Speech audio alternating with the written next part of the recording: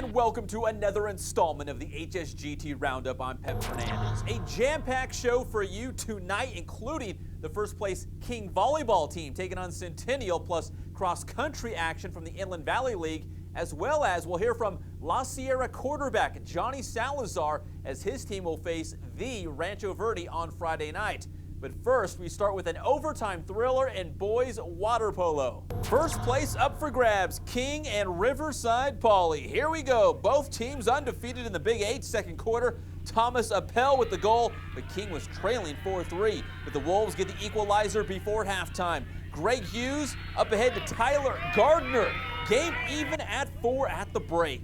Third quarter, Kelly Stevens to Appel to Daniel Bobinger for the score, and King takes the lead 5-4. But Poly's Harry Otto would find Jake Pope for another goal, and that would even the game once again 5-5. Will Wegland, though, would put the Bears on top with a goal here. Wegland gives the Bears a 7-5 lead with that score. But here comes King. Michael Sandoval to Lucas Ritter for the score. And then it's Gardner firing off a shot, and Blake Winan is there for the follow-up. Game tied at 7, and we're going to overtime. In bonus coverage, Stevens feeds the big fella, Salim Omari for the goal, and then it's Ritter to Omari for another score. King goes on to win 10-8 in OT to claim sole possession of first place in the Big VIII with an unblemished record of 4-0. Poly drops to 3-1. You know, puts us in the driver's seat. Say we haven't done anything yet because we have a tournament at the end of the year. All right, and that's weighed a little bit more, so there could be a rematch at that point in time. But definitely we're the only undefeated team in league now. So we are first in league in the driver's seat. So we have number 1 seed probably going into the tournament as long as we take care of the other games that we have. It's time to think pink with Big VIII volleyball. First place King hosting Centennial. The visiting Huskies looking to knock off the Wolves. After some back and forth exchange, it's Sabrina Tavacoli setting up Sierra Vasquez with the point for Centennial. But then back the other way, King controlling the net. Jessica Chase turns away the spike for the Wolves. Off the Centennial serve, Celeste Snyder to Tiana Barnett, who sets up Calais Greeley for the big-time spike. The Huskies looking to make it close, though.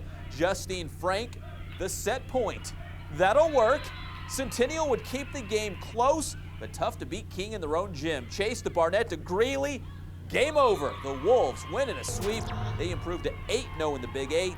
King 12-1 overall.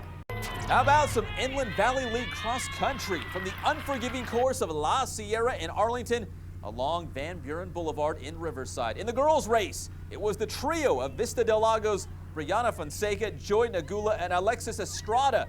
But in the end, it was Fonseca who would win the race for the Ravens with a time of 20 minutes, 29 seconds.